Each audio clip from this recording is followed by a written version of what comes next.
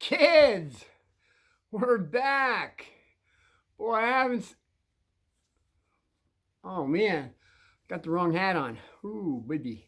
Yeah, I guess I should have changed my hat. I like to stay. I like to stay in character, and well, I do wear different hats. So this is my character today.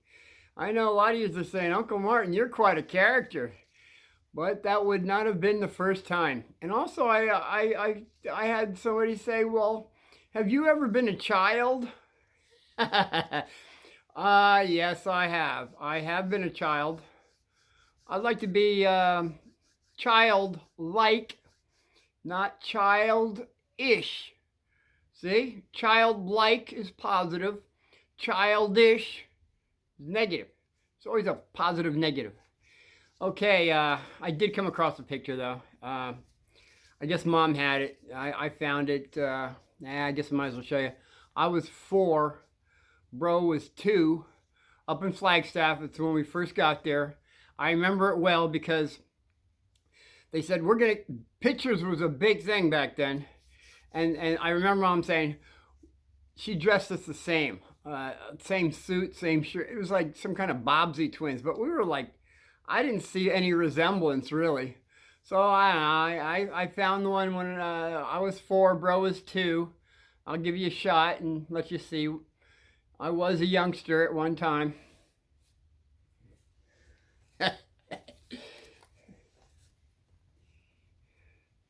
I don't know. I was the one with the bigger head, a little taller. And then that was one for, so the next year we all had a whole family picture. I got to get that somewhere. And it had mom, dad. And you could see mom was younger, or mom had experience, so did dad, but we had less experience. I want to stay with experience rather than, the other words that we limit ourselves on. Oh boy, I was going to go right into the finishing that 8th grade little story so I can get on to we did the 9th grade, so I can go right to 10th grade and we can get going here. But I remembered, I said when I would retract things that I remembered could be incorrect or I forgot. And I tell you, the last time I think somewhere along the line I had said Christianity had 10 rules. The Egyptians had 15. I don't know why I said 15 because I knew, well, I thought there was 15. Maybe it was the Egyptians had 42 rules. And if you look at their 42 rules, maybe it's just a coincidence, but it's been proven the Egyptians were ahead of Judaism and Christianity. I don't know why anybody doesn't tell anybody that, but I'm going to tell you. If I get I hope I'm not hurting anybody's feelings, but you better look in history before Google changes it. Or it could be just a coincidence. I'm asking questions and I go back and I don't get the same answer. It could be just a coincidence. The Egyptians have 42 rules, and I do recall one saying that no God, emperor can ever incite fear upon any man, woman, or child. Yeah, okay. And then there was the other one that stuck out for me. We should not pollute the water. We should take care of the earth. I mean, it just keeps on going and going. Please check out the 42 rules of Egypt's 42 rules. Because if you compare it to the 10 rules Christianity has, they're in there. And I was thinking about it when Sister was talking about the tablet, Moses coming down with the tablets. He's pretty upset about that golden calf. So he smashed them. And then some things happened, but then he went back up for, I think, another 40 days of that. But he comes back with only 10 rules. I'm thinking, I didn't think about that until I looked up the 42 rules, and it makes perfect sense. I'll leave it up to you to decide. Okay, can we do something? Yes, there was one. On my fourth grade, when I got my D-, remember going backwards, D-, B+, B, and B. So the 3rd, 4th grade at Triangle School, I was always asking, did the Viking? Well, the Vikings were here because if the Jersey Shore had a shield and a helmet, I kept saying, "Where's the sword? No sword."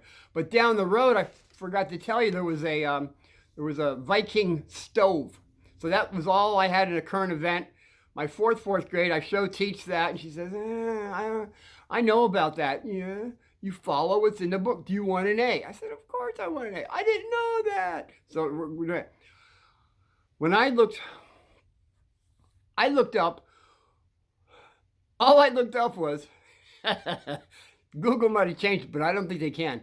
It's called now the Viking Village. Because I looked up, I said, where did the Vikings land? It was down in Bernicat Lighthouse. They call it the Viking Village. They found a whole village of Vikings. And this was like, I'm giving them a break. I believe it was the late 20s. But let's just say, for lack of argument, I'll give them like 1934. That's easier for me to count. As you know, my numbers, I'm still working on. So 34, 44, 54, 64. So I'm in 64, fourth grade, that we had not that information, but just the current event. If I would have had this other stuff, oh man, I might have got my D- up a little higher.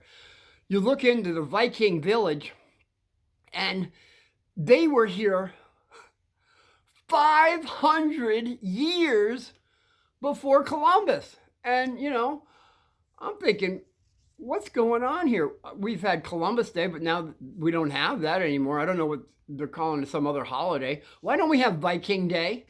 Can we do that? You know how I feel about the Vikings. Go Vikings. Why can't we have Viking Day? They were here 500 years, and I don't even want to go into proving stuff that there was someone even before the Vikings. I can't go there. I've already had situations with the breatharian, and, well, there was a few things on sex education, but I guess it went over pretty positively. And I don't know about this Egyptian 42 rules, but I don't know how you can really get too excited about it. It's all positive stuff. Okay, great. We got rid of that stuff. Okay, so I was going to go into that 8th grade, but it's pretty important, so I got to throw it out there.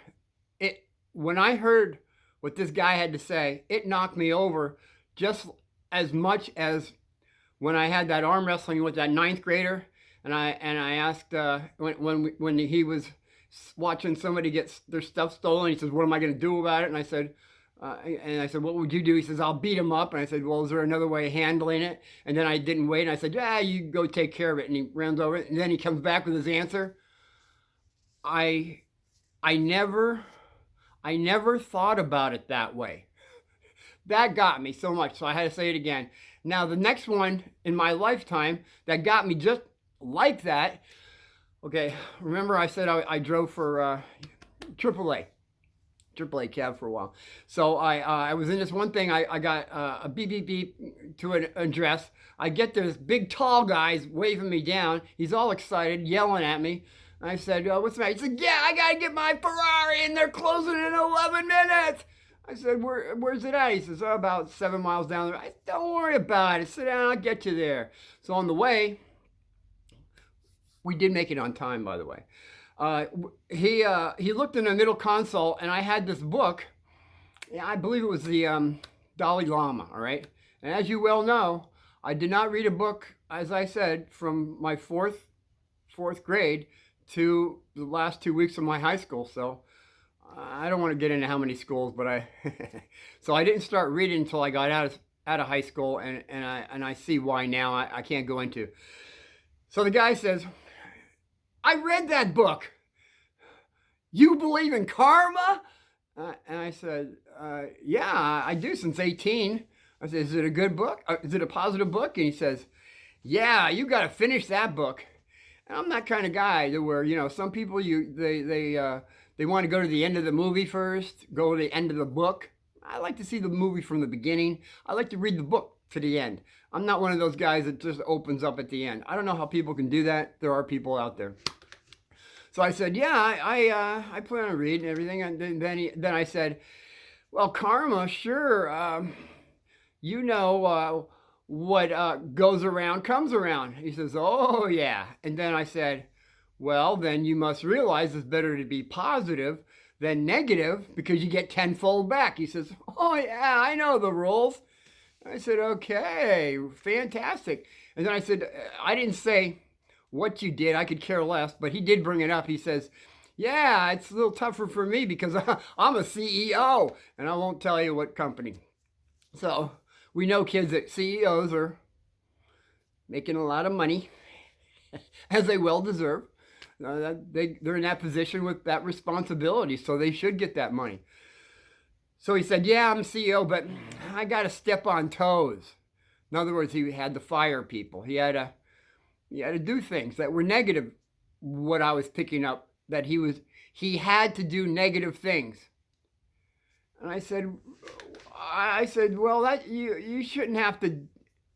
I didn't say incite fear and all that, but I said I worked for a mortgage company. I was one of the last ones to leave, and the people that I was in charge of, we had a quota, and that quota was always fulfilled. And if you didn't, on Friday, the little guy would walk around in these Gestapo black boots, stomp, stomp, stomp, and the people you could see in the cubicles because it was Friday, and he'd walk over to somebody and say, "You're fired!" And everybody in the whole place would hear that, so they were all cringing. I'm thinking, what kind of game is this? So that's what the whole thing is with I worked at a corporate. We had 136 companies all over the United States. So I was corporates where they have all the brains, where all the things, where everything works from. So I said to him, I said, well, I dealt with people, and I didn't deal with imposing fear on them. I told them, what I told them was, guys, we've got to do the best we can. And I feel that you can do it. That was all I said.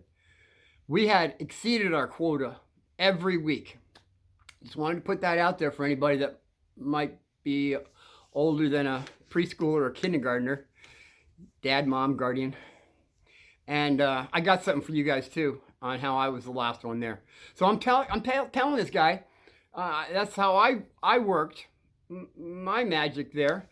And he said, yeah, well, yeah, he wasn't going for it. And then I said, okay, look at it this way. I said, you're a CEO. You got a lot of money. So he says, yes, I do. I said, well, with what you know, you have so much responsibility. You're going to make more and more money, but you're inciting fear, and you're gonna get away with it maybe this time around, but you're gonna have to pay for it, if not this time, the next time. And he was quiet. He didn't talk for maybe 2 minutes or so. And I thought the conversation was over. He then says, yeah, but isn't it great to get all that money? And I couldn't believe it. This guy knows the law. What you give out, you're going to get back tenfold. He didn't care. It went right over my head on how anyone possibly could know about karma, understand karma, and still go for the money. Man, I don't know, kids. It blew me away to where I just had to tell you that little story, because we can always see, we think we see, that once we know the law, the understanding, that you would think everybody would jump aboard and go for the positive. But it doesn't work that way. People can know that and they'll still don't care if it's... See, we come in breathing. We learn. Once we learn, we apply what we learn so we can discern positive from negative.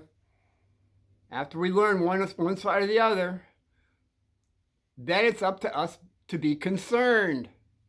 The guy wasn't concerned. I didn't know that existed. He threw me off.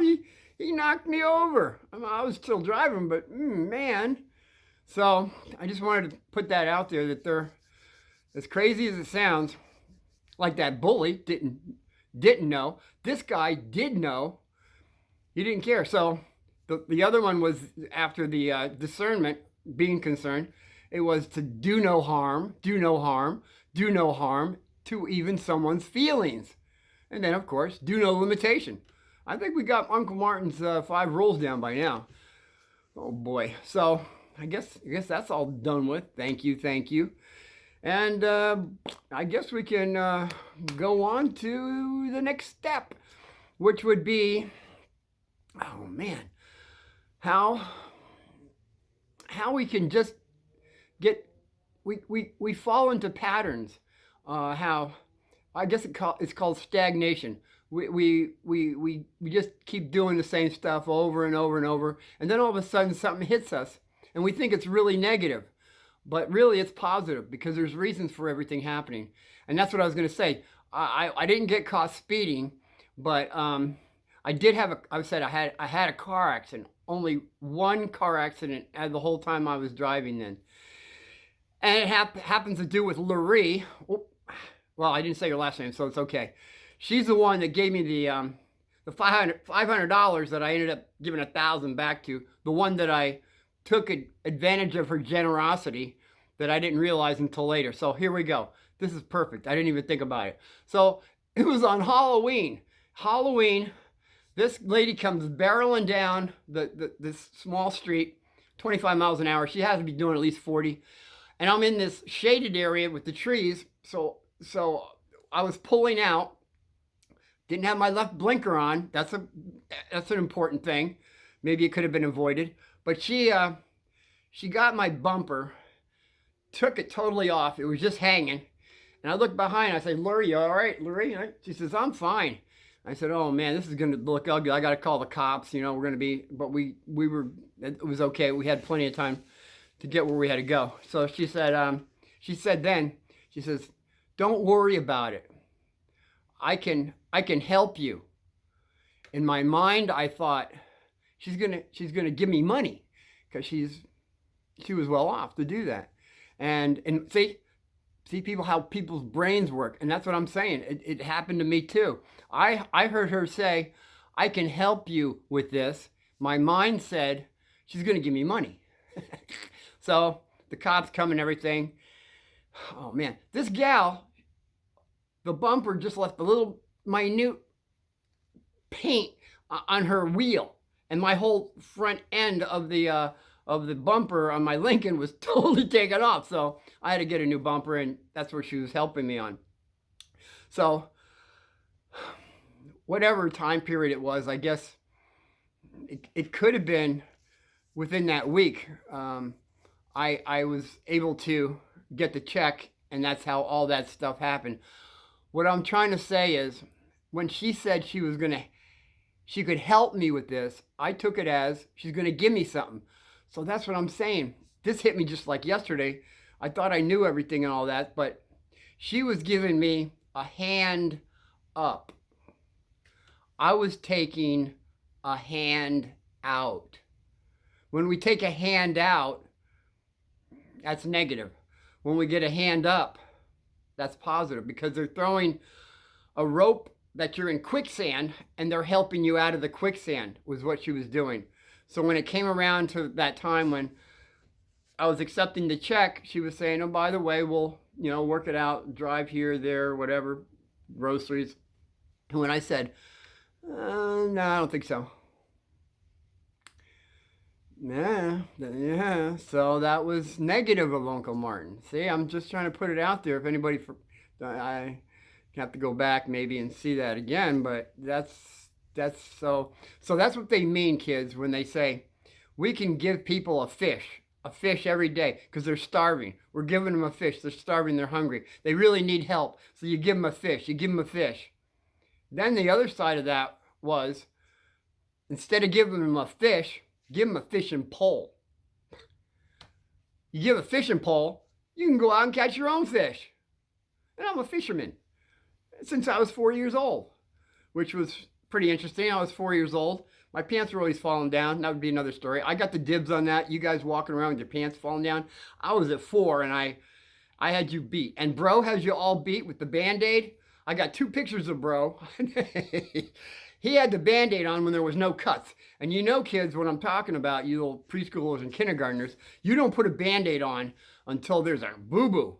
And if you don't, well, I don't know if it's negative or positive, because there's people walking around with Band-Aids on it. Because if you have a Band-Aid, they're going to say, what's under the Band-Aid? What's there? And you pull up, oh, that's a boo-boo, and put it back on. See, you're getting attention there too, isn't it? Yeah. So if we can get okay, the fishing. First time, how do you get hooked on fishing? I was getting pulled off the dock. My grandfather brought me out fishing.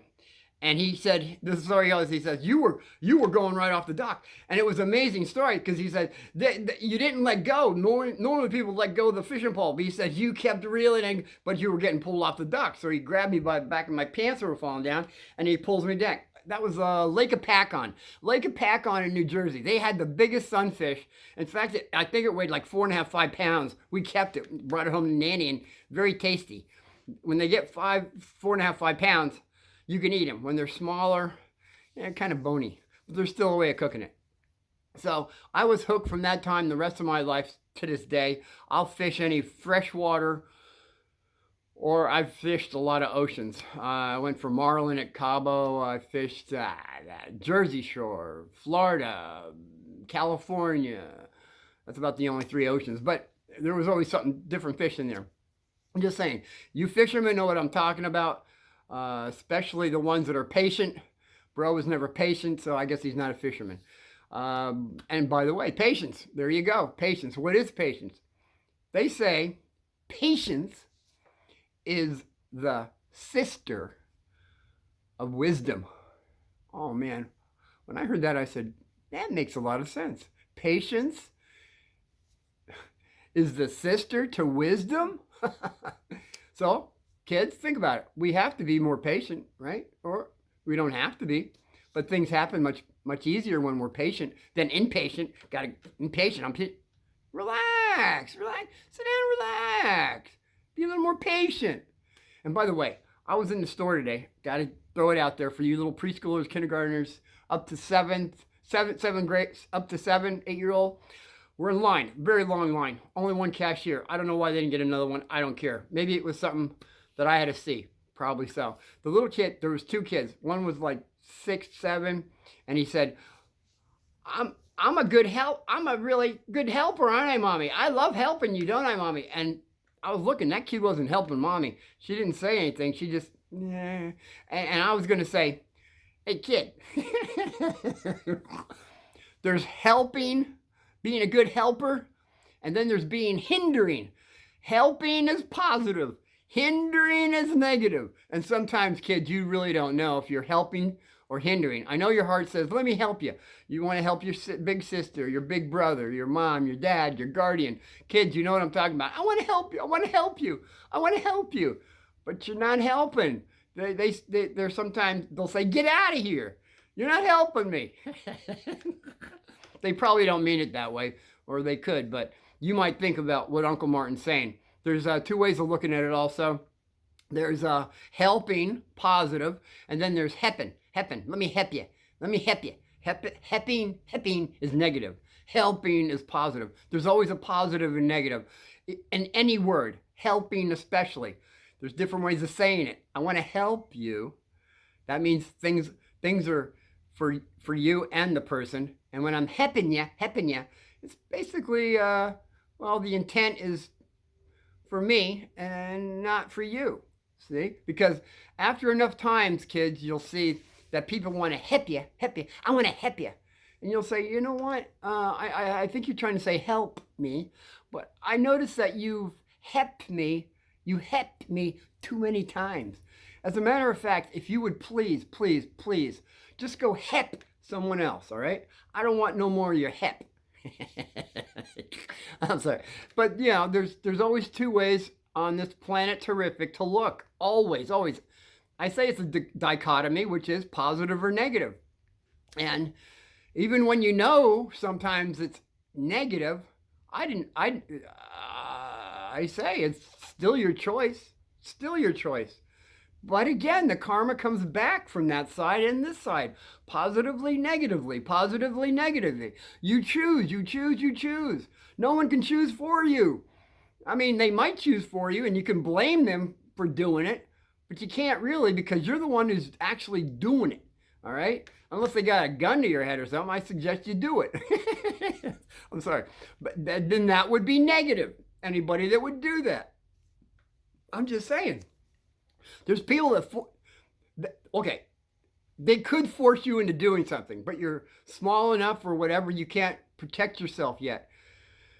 They will, if they're making you do this, it's something negative, really negative, oh boy. You're going to have to forgive them someday. It's going to be tough, but you're going to have to. When you get old, when you get more experience, rather than holding whatever it was against that person that did something negative, you got to find it in your heart. Well, first of all, it's going to be tough. Just from that hatred, turn it just to neutral. Beautiful. That'll be at least a starting point. That'll be a foundation of at least the mice that can't choose hot or cold. You know what I'm talking about. It's a neutral. But at least you have some foundation rather than falling totally to the negative side, and that hatred is you're just making more karma, more negative things that are going to come back to you anyway. So you always want to try to do positive no matter what. That's what I'm saying. It's not the easiest thing to do, but once you do it, I tell you, because there were some things that happened to me different times all my life, and it was really tough to ever forgive anyone. And then once I realized the law, I said, well, I got to stay at least neutral. And you know what I think? A lot of Planet Terrific is pretty much neutral on things. I mean, a lot of people aren't going extreme negative or extreme positive. They're kind of neutral to where they're at least holding back the extra hatred that they could do. But they're not really putting out a lot of love either. So I'm saying from this neutral point, at least now we can go for more kindness, more love, more understanding. It makes it so much easier. It'd be like somebody, see, garlic, that was another thing. I know for a fact on my 3rd, 4th grade, Egyptians were the first boycotters, and I looked it up in Google, and they didn't have this for me. So I'm thinking, is this something or what? Maybe they forgot about it. So Google, if you're listening, check this out. I learned it in my first high school out of my 3 high schools, and I learned it in my 3rd, 4th grade. The Egyptians were the first to boycott, and what it was garlic. I know it was garlic, and I know it was basil. Could have been rosemary and thyme. But there was at least 4 or 5 things. The slaves boycotted this. They would not work nothing. And then they got it. They broke the boycott. They got their garlic and basil, I know. And we know that that's very healthy for you. So that was the other point. You could have something very healthy for you, but somebody's force-fed you it, like garlic. Okay, let's just pick garlic off the wall. You're a little child, and you're getting garlic. Maybe your stepmother or somebody. She's not cooking it all the way. Then she's making you eat the garlic. You and your brother have to eat that garlic, or you're gonna get a spanking or whatever. You can't, whatever the negative thing if you don't eat your garlic. So you're forced to eat almost raw garlic, which is still okay, but you got to acquire a taste for it. All right. So here, all your life, or childhood, you had to eat this garlic that somebody was forcing you, and maybe they were thinking positively, or they could have been thinking negatively, like you're going to eat this no matter what, and they could have been mean. My point is we could have a positive thing for you, but it's been force-fed to you, and it comes out negative. That's all I want to say. Garlic is one of the highest things to bring up your immune system, by the way. Basil and all that. So I'll get into that because it's pretty important stuff. Stuff like keeping mosquitoes away naturally and all that. I don't know if anybody wants to hear that, blah, blah, blah. But I don't know. Maybe. Okay. Kids, I don't know how it happened, but I've run out of time.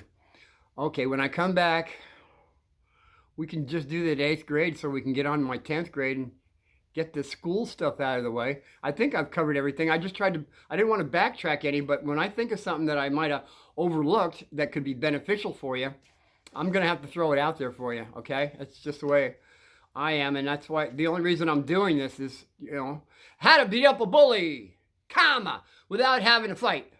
And that was my main desire.